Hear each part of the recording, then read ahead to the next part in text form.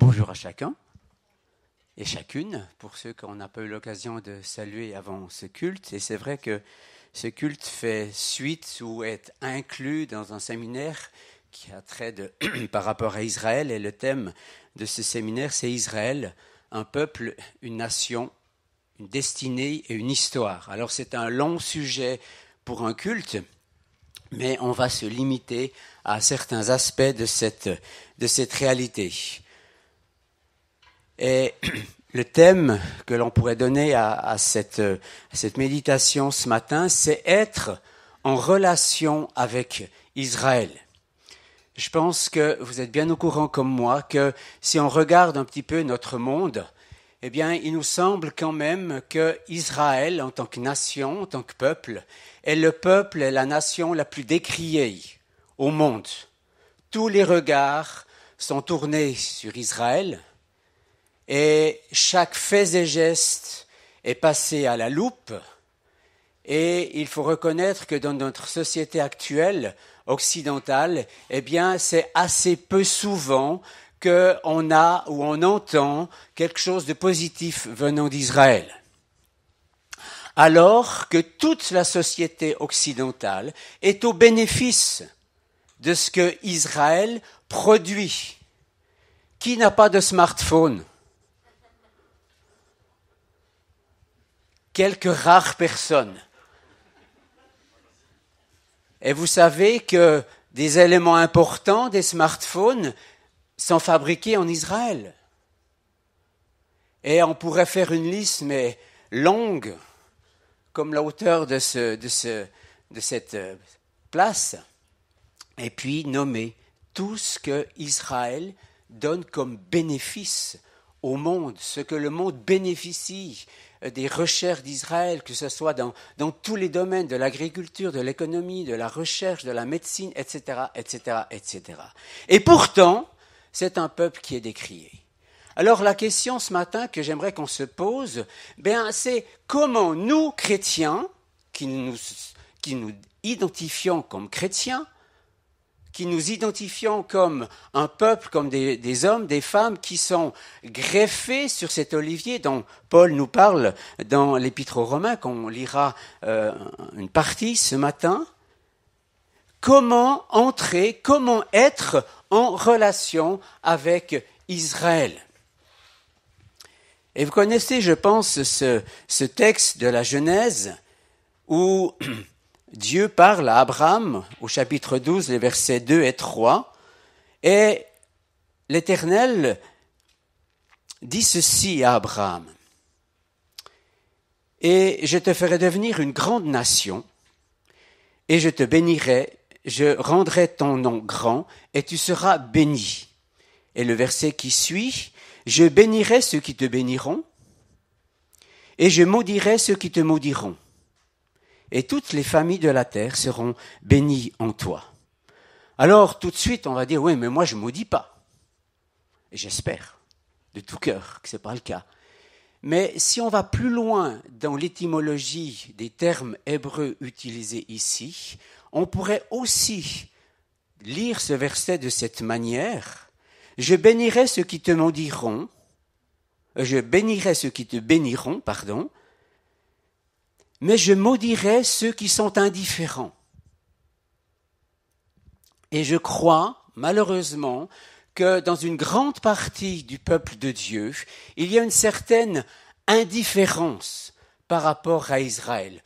Oui, il est là, mais finalement, on n'en fait pas beaucoup cas. On est chrétien, on est sauvé, on va aller au ciel, tout va bien, mais on ne s'occupe pas trop de ce qui est la prunelle de l'œil de Dieu. On ne peut pas dissocier Dieu de la réalité de l'alliance qu'il a faite avec Abraham. C'est indissociable. Et il est très difficile de prétendre de vouloir aimer Dieu de tout son cœur, de toute son âme, de toute sa pensée, et de ne pas aimer le peuple que Dieu s'est choisi pour révéler son nom et pour envoyer le Messie.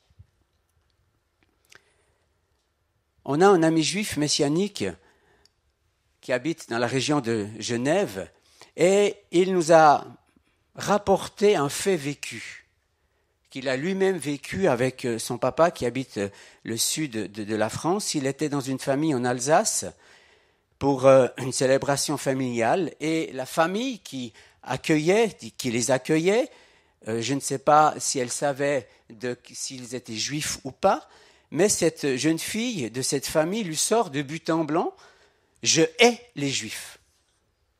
Et ça, ce n'est pas de la vieille histoire, ça date de 2014, sauf erreur. Et la réponse de notre ami du tac au tac a été celle-ci, « Alors, tu dois me haïr moi et mon père ». Et ça s'est arrêté là, il n'a pas été plus loin dans le partage de ce qu'ils ont vécu, mais ça montre l'état ambiant de notre société actuelle. Et on pourrait dire, oui, mais ça c'est un fait exceptionnel, un fait rare.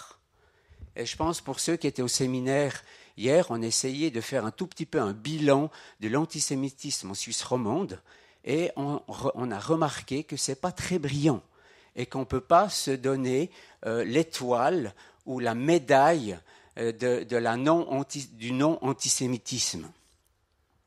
Donc, la question que je crois que Dieu nous pose en tant que chrétiens, en tant que croyants au Messie, eh bien, c'est quel est notre rapport? Comment être en relation? Quelle est cette relation avec Israël?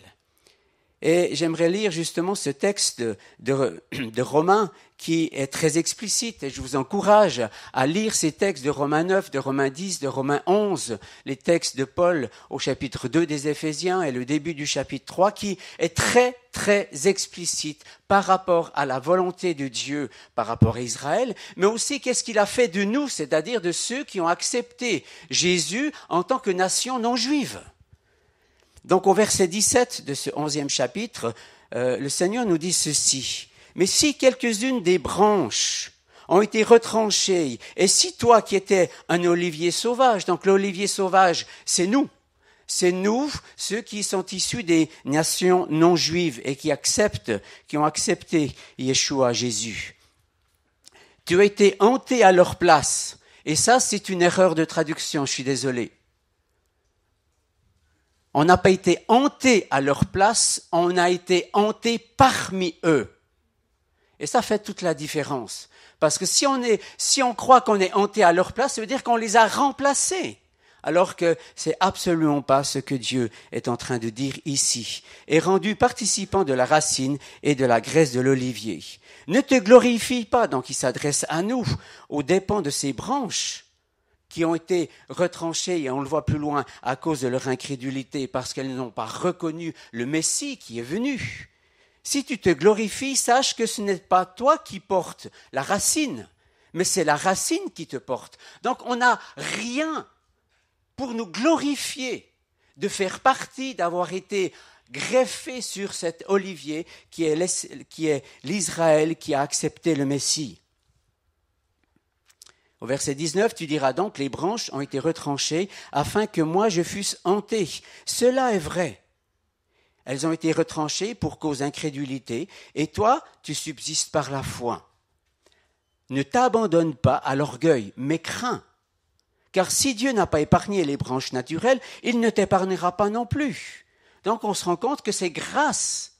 C'est une grâce d'être hanté, c'est une grâce d'être greffé. Et on ne peut pas en tirer quelque orgueil que ce soit.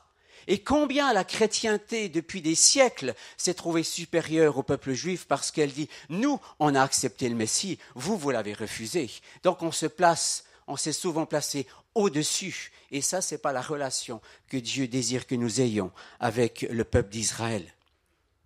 Considère donc la bonté, la sévérité de Dieu, sévérité envers ceux qui sont tombés, et bonté de Dieu envers toi si tu demeures ferme dans cette bonté, c'est-à-dire on a une responsabilité de demeurer ferme, de rester attaché par la foi, conscient que c'est un cadeau envers toi si tu demeures ferme dans cette bonté, autrement tu seras aussi retranché. Donc c'est pas une garantie tout risque. Nous avons été greffés parce que nous avons accepté Yeshua, accepté le salut de Jésus, mais nous pourrions être aussi retranchés si nous abandonnons la foi. comme il est dit par rapport à Israël qui n'a pas reçu le Messie en son temps. Eux de même, verset 23, s'ils ne persistent pas dans l'incrédulité, ils seront hantés. Et là, on arrive à un point crucial, parce que je crois que encore aujourd'hui, dans la chrétienté, on pense et on prêche et on enseigne que la communauté des croyants venant des nations non juives a remplacé Israël. Ce qui est totalement faux par cette écriture. Ici, il y a une espérance pour le peuple juif. Il y a une espérance, il est dit ici, eux de même, s'ils ne persistent pas dans l'incrédulité, ils seront hantés, c'est-à-dire qu'ils seront greffés, car Dieu est puissant pour les greffer de nouveau, les faire redevenir participantes à la foi d'Abraham, avec nous, ou nous avec eux. Et Paul va dire, dans l'épître aux Éphésiens, eh bien des deux, des non-juifs et des juifs, il a créé une nouvelle race spirituelle qu'il nomme l'homme nouveau. Et voilà notre condition. Voilà là où Dieu nous place pour que nous puissions entrer en relation avec eux. Je finirai cette lecture au verset 24. Si toi, tu as été coupé de l'olivier naturellement sauvage et hanté contrairement à ta nature sur l'olivier franc, à plus forte raison, eux seront-ils hantés selon leur nature sur leur propre olivier. Et il faudrait du temps pour développer ce texte qui, pour moi, est un texte fondamental pour nous, chrétiens, qui sommes issus des nations non juives. Je crois qu'aujourd'hui, il y a une grande confusion quand on parle ou quand on cite le mot Israël. Et on a l'impression qu'on ne sait pas trop comment le définir. Israël, c'est qui, c'est quoi? Et je crois que pour trouver une bonne définition du terme Israël, il ne faut pas aller chercher chez Wikipédia ou chez M. Larousse, mais il faut simplement sonder les Écritures. Et l'Écriture va nous donner la réponse. Et je crois qu'on a besoin de comprendre la triple signification de ce mot Israël pour avoir une juste attitude et comprendre, surtout comprendre, le plan parfait de Dieu avec Israël et les nations. Donc, la première fois que le terme Israël, qui veut dire prince avec Dieu, apparaît, est-ce que vous avez une idée? Ou est-ce que vous avez un souvenir? Est-ce que vous avez... Oui, moi je sais, la première fois où il apparaît dans l'Écriture. Est-ce que quelqu'un a, comme ça, tout de suite, peut me dire quand? Jacob, voilà, bravo. Vous lisez votre Bible, c'est bien. Donc la première fois que ce terme apparaît, c'est le second nom de Jacob. Dieu va transformer le nom de Jacob, qui veut dire trompeur, en Israël, lors d'une rencontre dont Jacob s'est souvenu toute sa vie, et je pense qu'il se souvient. Cette lutte qu'il a eue dans ce récit de la Genèse, qui nous est rapporté en Genèse 22. Donc à cette étape de fondation, Jacob devient Israël. Mais à ce moment-là, Jacob est Jacob, dans le sens que c'est un homme avec 2 pieds, 2 mains. C'est un homme, c'est un individu unique. Il s'appelle maintenant Israël. Jacob a eu 12 fils, on ne va pas refaire toute l'histoire du peuple. Il a eu 12 fils, les fils ont eu des enfants, etc., etc. C'est devenu une grande nation. Elle était en Égypte pendant 400 ans. Là, c'est devenu une très grande nation. Et à partir de ce moment-là, ce terme Israël correspondait à un peuple. Et c'est ainsi qu'on a commencé à nommer ce peuple issu d'Israël, Jacob, le peuple d'Israël. Donc quand on parle d'Israël, il y a la notion de peuple d'abord. Et ensuite, il y a une autre notion quand on parle d'Israël. Donc, on connaît l'histoire. 400 ans plus tard, ils sortent du pays d'Égypte sous une main puissante dirigée par Moïse, qui est l'intermédiaire ou qui est le porte-parole, et Dieu agit d'une manière extraordinaire. Et dans cette seconde étape, eh bien, ils prennent possession d'une terre. Et ce n'est pas n'importe quelle terre, ce n'était pas l'Europe, ce n'était pas l'Afrique du Sud, ce n'était pas l'Amérique latine ou le Canada ou l'Alaska, c'était une terre que Dieu avait spécifiquement promise à Abraham. Et hier, dans notre séminaire, eh bien, on a montré une carte de ce que Abraham aurait pu voir. Eh bien, c'est autre chose que le minuscule petite tache que représente Israël aujourd'hui sur une carte du monde. Donc, Israël, eh bien, a aussi cette notion d'un État, d'une nation, donc d'un territoire. Et toute nation, eh bien, a un gouvernant. Et Dieu a décidé que cette nation serait constituée comme un royaume et que ce royaume aurait une capitale, et cette capitale ne s'appelle pas Tel Aviv, mais elle s'appelle Jérusalem, qui est la ville de David.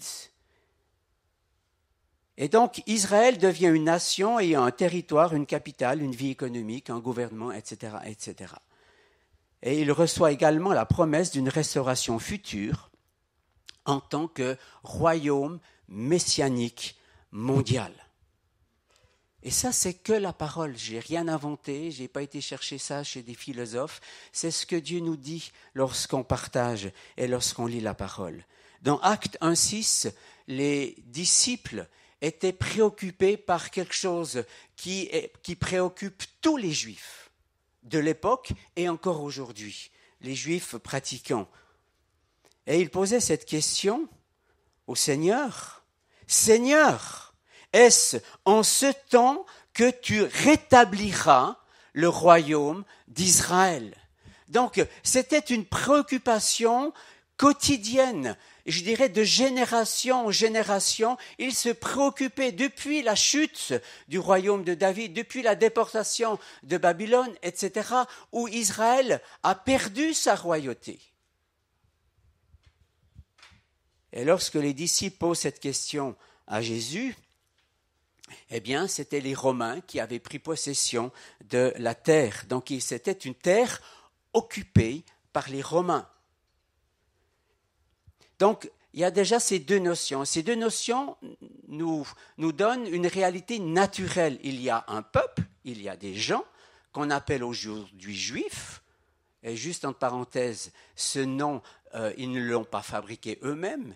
C'est d'autres qui les ont affublés de ce nom. Juif vient de Juda, mais le vrai nom, c'est Israélite. C'est descendant d'Abraham, c'est descendant d'Israël. Donc je crois qu'il faut aussi des fois, dans notre vocabulaire, remettre un petit peu les choses en place. Lorsque vous dites israélien, ça ne veut pas dire israélite. Israélien est toute personne qui a la citoyenneté israélienne, et il y a pratiquement 2 millions d'Arabes en Israël qui ont la citoyenneté israélienne, mais ils ne sont pas israélites. Donc on a besoin de faire cette distinction pour être droit dans nos bottes vis-à-vis de ce pays et vis-à-vis de tous les détracteurs par rapport à ce pays. Mais il y a une autre dimension, et cette dimension, Paul nous l'a donnée dans ce texte des Romains. Il y a cet Israël qui signifie, ou qui a comme signification le reste sauvé.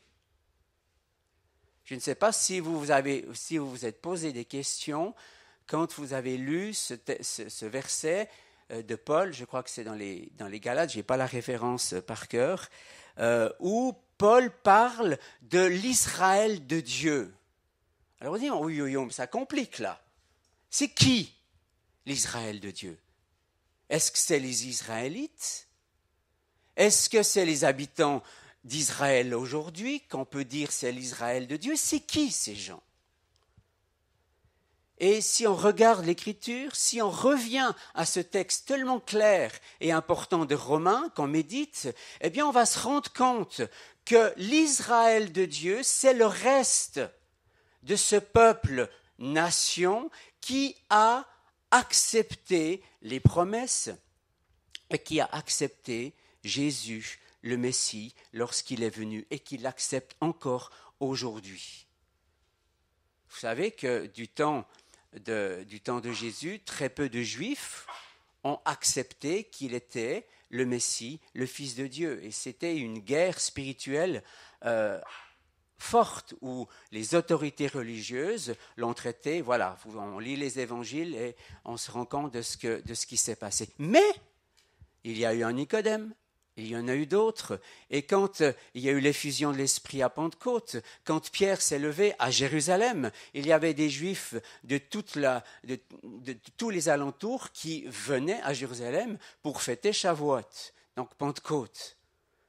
Et au travers de cette prédication, 3000 personnes ont été sauvées, où 3000 personnes ont reconnu et accepté Jésus comme le Messie, étant mort sur la croix, ressuscité pour le pardon des péchés. C'était qui ces gens? Ce n'étaient pas des Grecs, ce n'étaient pas des Suisses, ce n'étaient pas des Français, ce n'étaient pas des Belges, c'était des Juifs, mais qui étaient dispersés dans les pays alentours. Et donc, ces 3000, eh bien, ont commencé à être, ou ont perduré à être ce reste dont parle Paul. Vous vous rappelez d'Élie? Élie, c'était le grand prophète. Il a eu la victoire sur les 400 prophètes de Baal, et puis après, il a eu un coup de blues, un gros coup de blues, parce qu'une femme en voulait à sa peau, Jézabel. Et puis, il est tombé dans une profonde déprime. Ce n'est pas pour le critiquer du tout. Je crois qu'on peut avoir des hauts et des bas, mais ce n'est pas là que je veux en venir. Et il s'est plaint au Seigneur. Il s'est plaint à Dieu. Mais regarde, je suis resté moi seul prophète. Et puis Dieu lui a rappelé une chose. Il lui a dit, non, Élie, tu n'es pas resté toi seul. 7000 prophètes n'ont pas plié le genou. Donc il y a toujours eu en Israël, en tant que nation et en tant que peuple, il y a toujours eu un reste fidèle aux alliances d'Abraham, qui n'ont pas fléchi le genou devant Baal, qui n'ont pas fléchi le genou devant l'idolâtrie, qui ont gardé la foi d'Abraham.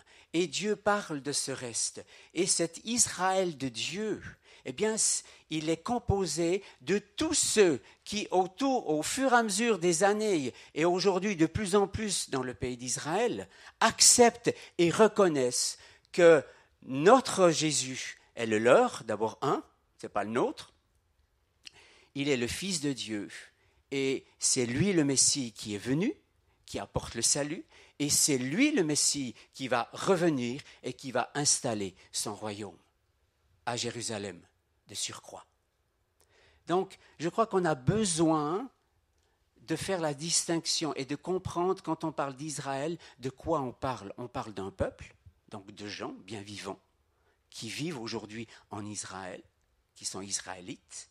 On parle d'une nation qui a été reconnue par les Nations Unies, mais qui est maintenant décriée par la plupart des nations sur la planète. Et puis, on parle de ce peuple, de ce reste de Juifs qui vivent sur place en Israël et qui, eux, ont reconnu le Messie et qui font connaître le Messie aujourd'hui en Israël. Et ils sont de plus en plus nombreux. On ne peut plus les ignorer en Israël. Il y a peut-être des décennies, ou peut-être un siècle en arrière, ils étaient tellement peu nombreux qu'ils passaient inaperçus. Mais maintenant, ils ne passent plus inaperçus. On ne peut plus aller en Israël et ignorer qu'il y a des communautés juives messianiques. Comme on ne peut pas non plus ignorer qu'il y a des communautés arabophones chrétiennes qui ont accepté Yeshua. Et je préfère les nommer arabophones plutôt que palestiniennes. parce que juste entre passants, c'est un sujet pour soi, mais juste entre passants, le mot Palestine est un mot inventé, et le peuple palestinien, de croire à un peuple palestinien, c'est une pure supercherie. Ça n'existe pas et ça n'a jamais existé dans l'histoire. Donc on nomme un peuple fictif, mais ce peuple est formé d'arabophones qui viennent de je ne sais pas combien de nations alentour et qui sont venus s'installer en Israël parce qu'ils ont vu que le peuple juif était en train de faire reverdir ce pays. Ils se sont dit, voilà, nous maintenant, on a un avenir. Si on vient en Israël, on peut travailler, on peut gagner notre vie. Mais ce sont des arabophones et non des Palestiniens. Je ferme la parenthèse, je sais que j'ai mis peut-être une bombe ou un pavé dans la mare, tant pis. Il y a un livre excellent que, si vous voulez plus d'informations, qui s'appelle « Comment le peuple palestinien fut-il inventé ?» Il en reste, je crois, quelques exemplaires ici derrière sur la table. Vous pouvez les acheter, ils sont pas chers. Voilà, je ferme la pub. Revenons à notre sujet. Comment être en relation? Donc, quand on parle de relation, on a besoin d'avoir en mémoire et d'avoir inscrit dans notre esprit ces trois réalités. Un peuple, une terre et un reste messianique, c'est-à-dire des Juifs qui ont accepté le Messie en tant que sauveur. Les deux premiers parlent d'une réalité physique. On peut les voir de nos yeux, on peut marcher sur la terre. Donc c'est physique, c'est concret, on peut le sentir, voilà. Le deuxième, ou le troisième, pardon, eh bien, c'est une compréhension spirituelle. Et il nous faut les yeux de l'Esprit de Dieu qui illuminent les yeux de notre esprit pour comprendre cette réalité. Mais je crois que nous avons tous reçu l'Esprit de Dieu dans nos vies parce que nous avons accepté le Messie, et cet Esprit peut nous donner la lumière nécessaire pour comprendre ce que cela signifie dans le concret d'être en relation avec les Juifs messianiques, que je nommerai ainsi le troisième groupe.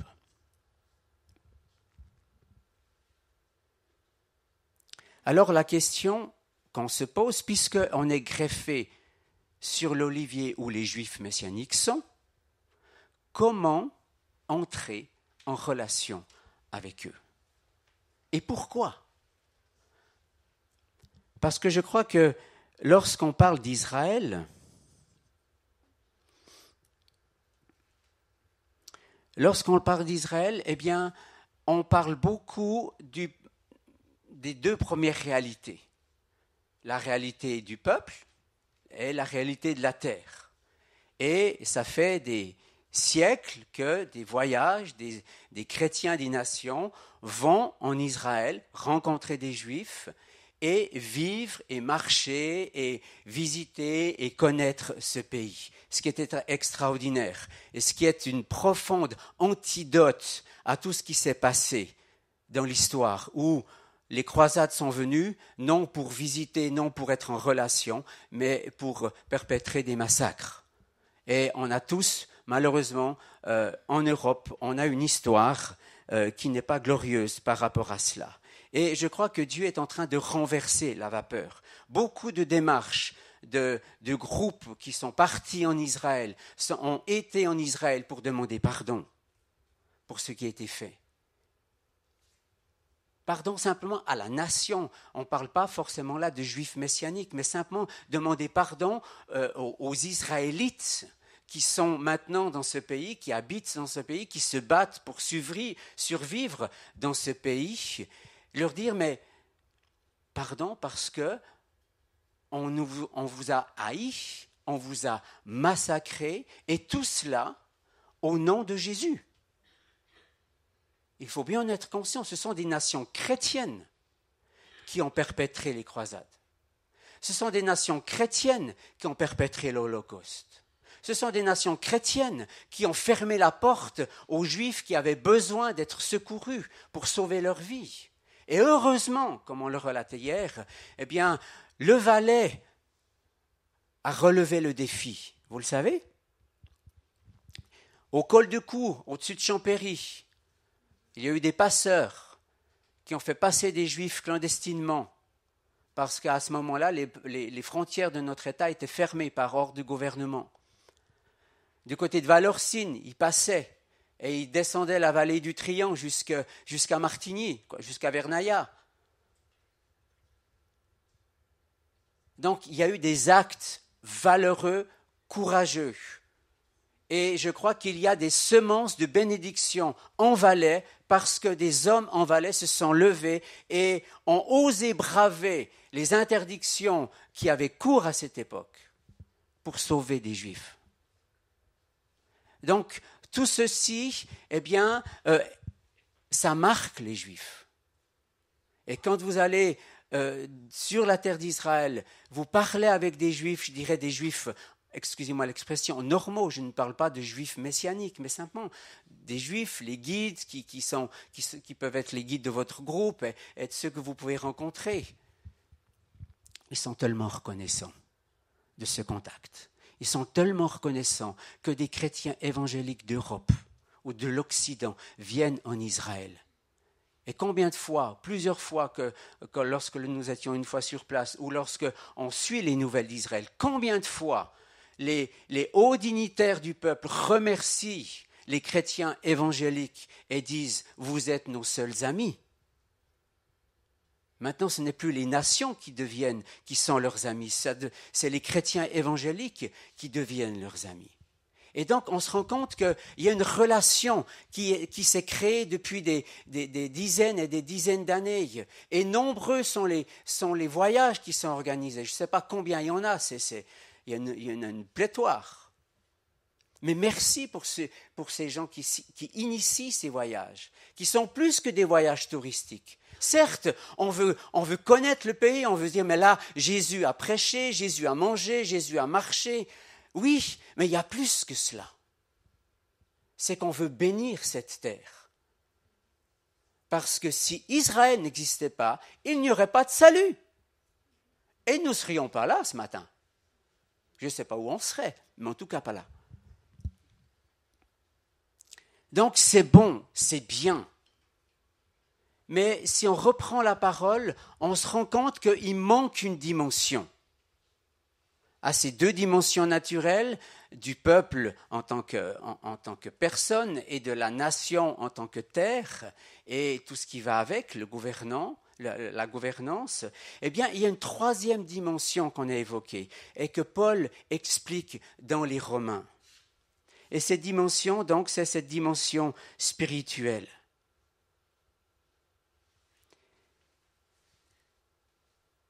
Parce que je crois qu'il y a comme ce qu'il faut dire, une sorte de tentation dans notre amour pour Israël. C'est qu'on redécouvre une dimension de compréhension des textes bibliques. Et c'est super. Parce qu'on a perdu beaucoup de choses dans la suite dans le cours de l'histoire et le temps manque pour refaire un bref retour historique. Mais on a perdu des choses en cours de route. Et on redécouvre la signification hébraïque de certains termes, ou on redécouvre que finalement dans nos Bibles, eh bien, on n'arrive pas vraiment à comprendre parce que, eh bien, elle était écrite en hébreu, les amis. Et donc, dans l'hébreu, il y a une signification particulière qui n'a peut-être pas été bien rendue en français. Et quand on étudie ou quand on est, je dirais, en contact avec des juifs messianiques qui étudient la Bible et qui nous font des exposés, qui nous montrent différentes choses, waouh, on a l'impression qu'on sait rien. Et c'est super. Mais on pourrait se dire, ben voilà, c'est ça que ça veut dire être greffé. Alors, je ne veux pas dire que c'est négatif, mais ce n'est pas le but suprême de Dieu. Donc, cet arbre qui est représenté par l'Israël de Dieu, eh bien, ce n'est pas un arbre, comment je dirais, un arbre d'enseignement ou un arbre où on adhère à une culture, où on se réjouit, où on va chanter des chants en hébreu. Ce n'est pas mauvais, hein, donc je ne suis pas en train de dire, Chantal, on est d'accord. Il faut continuer. Mais il y a plus, il y a au-delà. Et finalement, cet arbre ou cet olivier, c'est un arbre peuple. Donc c'est quelque chose d'organique. Cet arbre, il est constitué de personnes, de gens. Donc il y a autant des Juifs messianiques, il y a autant des Valaisans, des Vaudois, des Genevois, des Suisses, des gens de toutes les nations qui ne sont pas juifs, qui ont adhéré, qui font partie de cet arbre. Et finalement, le miracle de Dieu, c'est que toutes ces nations chrétiennes qui veulent vivre cette réalité de la greffe vont être mis en relation ou sont appelés à être en relation avec les Juifs messianiques. Et ce n'est pas simplement quelque chose d'émotionnel où j'ai rencontré un Juif messianique. Mais c'est super parce qu'il n'y en a pas beaucoup. En tout cas, chez nous, en Valais, peut-être qu'il y en a, oui, il y en a un que je connais, qui est responsable d'assemblée quelque part du côté de Sioncières, qui est juif et qui est responsable d'une assemblée évangélique. Mais voilà, il n'y en a pas beaucoup. Mais je crois que ce que Dieu désire, c'est que nous cherchions la relation avec les Juifs messianiques qui sont en Israël. Alors, ça ne veut pas dire que vous devez tous déménager en Israël. Je pense que la salle sera un petit peu vide pour le prochain culte. Non, ce n'est pas ça. Mais c'est tendre à être en relation, c'est tendre à avoir des connexions avec ce qui se passe en Israël, avec des communautés juives messianiques. Parce que vous savez, les communautés juives messianiques en Israël, elles ont besoin de nous.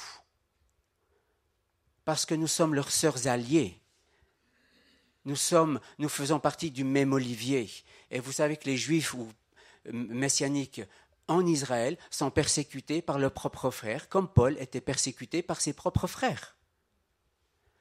Et il y a des persécutions verbales, mais il y a aussi des persécutions physiques que les Juifs messianiques endurent. Il y a aussi des persécutions administratives où les tribunaux ne sont pas du tout, ou certains tribunaux n'ont pas toujours été en faveur de communautés juives messianiques dans des litiges. Ils ont favorisé les autres plutôt qu'être justes vis-à-vis des Juifs messianiques. Donc ces Juifs messianiques ont besoin de nous. Alors on est bien conscient qu'on ne peut pas tous partir en Israël. Mais je crois que ça peut donner une perspective pour ceux qui projettent un voyage en Israël. C'est dire, oui, je veux aller en Israël, je veux voir le pays et c'est normal. C'était notre première réaction, c'était notre premier désir de parcourir le pays, de voir tout ce qu'on peut voir et vraiment c'est quelque chose d'extraordinaire. Mais de dire, je veux pouvoir avoir une relation avec une communauté messianique en Israël. Et il y en a. Donc maintenant, il faut pas une semaine pour les chercher et pas les trouver. Il y en a partout, il y en a à Jérusalem, il y en a à Tel Aviv, il y en a aux alentours de Jérusalem, il y en a un peu partout. Il y en a aux côtés du lac de Tibériade, etc. Et donc, je crois que Dieu veut manifester cela. Pourquoi ? Mais parce que le texte nous dit à la fin, c'est qu'il y a une plénitude. Il y a une plénitude. Il y a une réalité. Paul finit ce chapitre 11 en disant, que tout Israël sera sauvé lorsque tous les païens seront rentrés, ou que tous les païens auront reçu, auront accepté la connaissance. Donc il y a un lien entre les deux.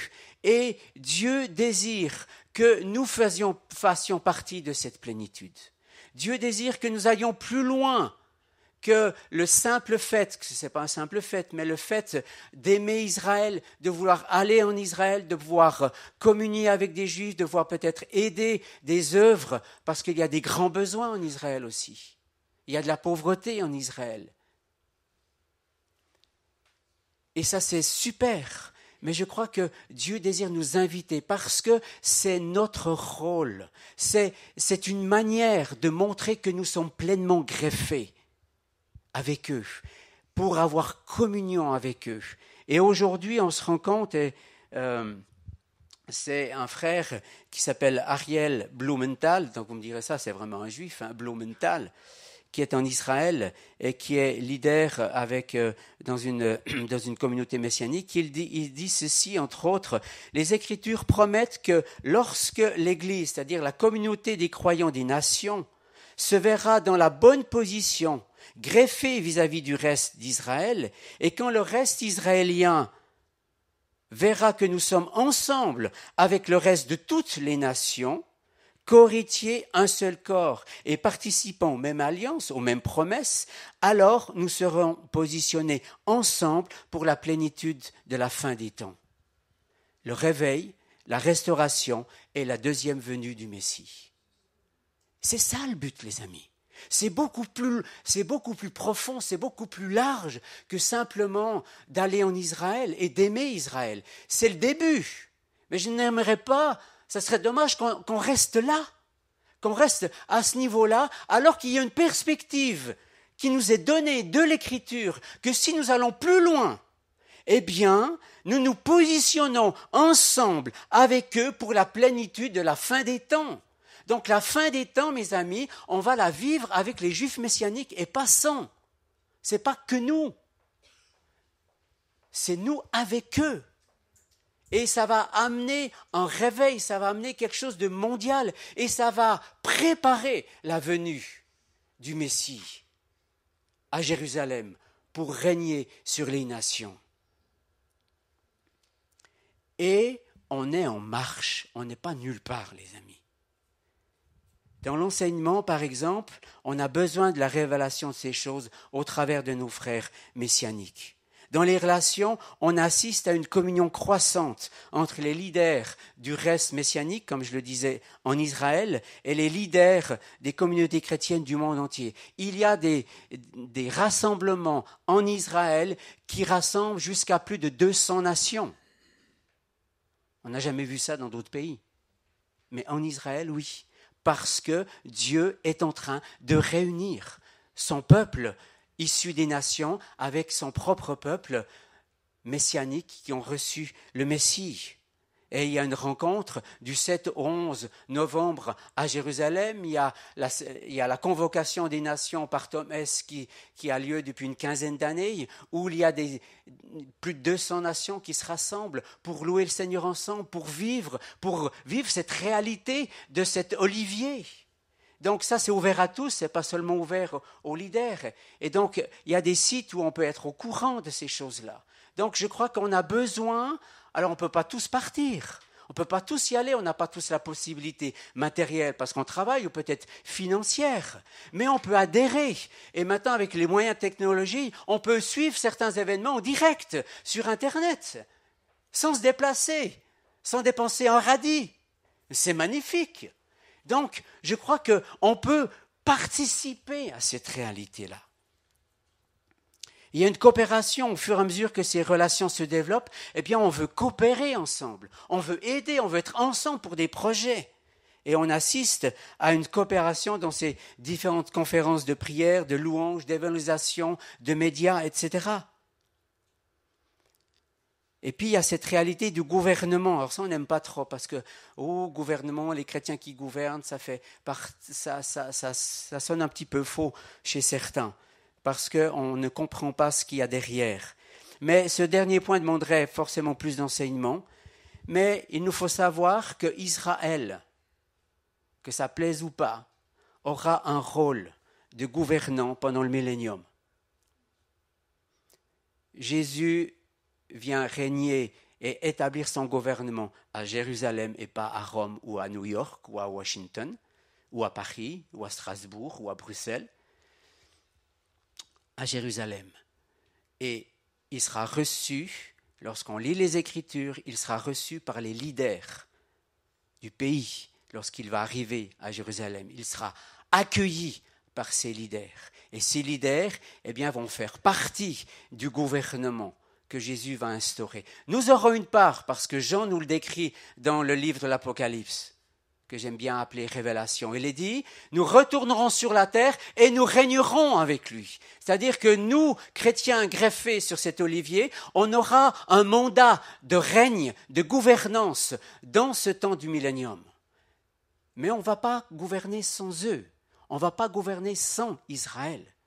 On va gouverner avec.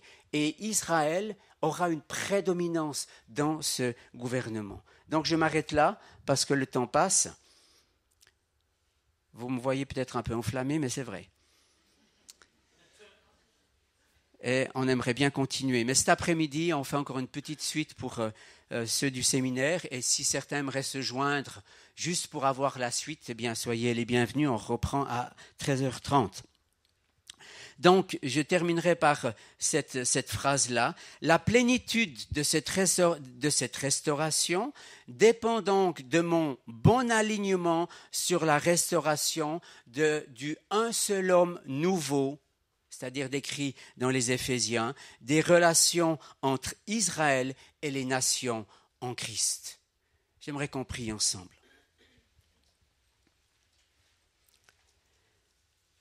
Seigneur, on a touché à quelque chose qui est au plus profond de tes entrailles. Parce que quand tu as choisi Abraham, tu savais ce que tu faisais et tu savais où tu allais. Tu savais le but final. Tu n'as pas choisi Abraham puis dit bon, on verra au fur et à mesure qu'est-ce que ça donne. Non, tu savais exactement la finalité. Et quand on touche à Israël, quand on touche au choix, à ton choix souverain, on touche à une partie profonde de toi, une partie sainte de toi. Et le prophète va dire, mais Israël, c'est la prunelle de l'œil de Dieu. C'est-à-dire, on touche à quelque chose de central. Et ma prière, Seigneur, c'est que tu nous ramènes tous, les uns et les autres, dans nos cheminements de chrétiens. Là où on n'a pas tous fait des études, c'est pas grave. On t'aime, on a foi en toi, on a reçu le pardon de nos péchés. Mais Seigneur, je te prie que tu nous ramènes à cette centralité d'Israël pour toi. Israël pour toi est central. Ça ne veut pas dire que les nations sont secondaires, mais elles ont une place. Et Israël a aussi une place, une autre place. Tu n'aimes pas plus Israël que les nations, tu es égal dans ton amour, mais il y a quelque chose de particulier. Et Seigneur, je te prie que dans les temps que nous vivons, où tant de voix s'élèvent et critiquent et décrient, et nous abreuvent de mensonges, nous abreuvent de toutes sortes de choses qui ne correspondent pas à ta parole, qui ne correspondent pas à ce que tu as dit et ce que tu dis encore. Que nous puissions faire taire ces voix et que la voix que nous entendons de toi, parce que nous touchons à quelque chose de central, parce que nous sommes en communion avec toi, soit nettement plus claire, plus nette, plus forte que toutes les autres voix. Et que nous ne soyons pas influencés, pollués par toutes ces autres voix qui sont souvent, et très souvent malheureusement, des voix de mensonges et des voix véhiculées par l'intention de Satan de détruire Israël, ton peuple. Mais nous savons qu'il n'y arrivera pas. Mais Seigneur, tu nous donnes de nous tenir dans le bon alignement par rapport à ta parole. Seigneur, merci parce qu'on a tellement à être reconnaissant au reste d'Israël. Paul va dire, mais vous les païens, vous étiez sans Dieu, vous étiez sans promesse, vous étiez sans les prophètes, vous n'aviez rien. Et par arrogance, on s'est tout approprié trop souvent. Alors Seigneur, je te prie que tu nous ramènes dans une juste position. Ce n'est pas eux avec nous, c'est nous avec eux. Et je te prie que tu nous donnes de faire ce déclic dans nos pensées, dans notre vocabulaire, dans notre manière de réfléchir et de nous exprimer vis-à-vis du reste d'Israël et vis-à-vis de la nation d'Israël. Je te bénis, Seigneur, parce que tu es un Dieu extraordinaire et tu ne gardes pas des choses cachées, mais tu les révèles pour que nous puissions en être conscients et tendre à cette plénitude qui est devant nous, Père, dans le nom de Jésus. Amen.